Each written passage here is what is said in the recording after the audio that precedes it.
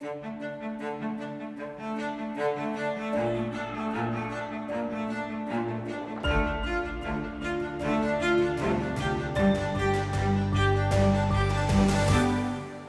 biggest business today is the business of making everything green and sustainable. That is where the real money goes. That's where all the new jobs are. If you're not in the green sort of circular economy, a main path in 10 years, you'll cease to exist. Because consumers will essentially say, these people are just not getting it. Every indication shows us that we're heading towards system collapse, environmentally, technologically, humanly, socially, if we continue with the agenda of profit and growth only. What we need to have is not a degrowth agenda. We don't need that. We need a growth agenda, but a natural growth agenda, a sustainable growth. We have to put our money in different places.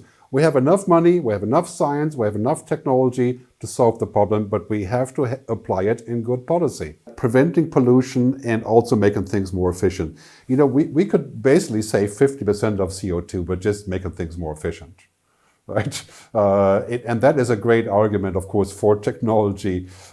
We can make flying more efficient, right? We can make not flying also a good alternative by using virtual, of course, unless we need that human contact there. We can change agriculture, and we're working on that right now. Vertical farming, right? Too expensive, but great solution. Lab-based meat, cultured meat from the lab, clearly very, very big deal for protein, happening all around us. So there's like 50 things, right? And they're all happening at the same time. This is why I'm such an optimist about climate technology. As we're looking at the global system, basically rich Western countries are going to pay developing countries to not burn carbon, right? It's completely clear that this is the only solution forward. If we want to disincentivize you not to pollute too much, or to start polluting, or to produce those kind of products, we'll pay you to do that by basically not taking the carbon out or by building carbon offsetting plants, right? The money is being taken for those that actually are doing it, right? So there's a penalty on one end and an award on the other end, on a global level. And that is done in a blockchain kind of digital coin environment, right? So you can earn money for doing the right thing, parenthesis, and you pay penalties for not doing the right thing. And that would even out the pressure to essentially create a whole new ecosystem of how we move the money back and forth. So I think we're going to see a new stock market. I call it the SUSDAC, the Sustainable NASDAQ, where companies go that don't care about paying dividends every quarter or every year, that build a different constituents and that are supported by the public. Well, the biggest indicator clearly is what's happening in green energy and decarbonization. We've worked on this for 50 years, really, and 20 years in Sincerity, really, Club of Rome, a long time ago. And now, what's happening right now? Now people are saying, you know what? We have the tech. Solar is cheaper than coal, right? And we're building nuclear fusion power, right? We're working on all this. We have the tech, right? And now people are saying, sustainable is the new profitable. And I always say green is the new digital.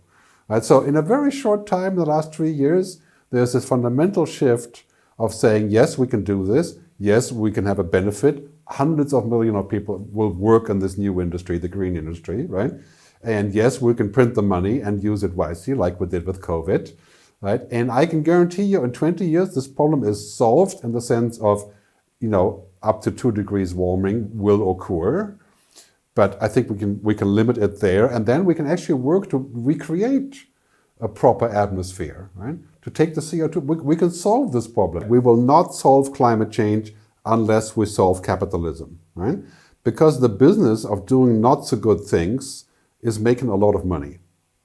So you have shares in Aramco, or on the digital pollution side, you may have shares in Facebook. You make lots of money in Facebook shares, not last week, but before, right? And basically, you can make a lot of good money doing pretty bad things. And that is the nature of extreme capitalism.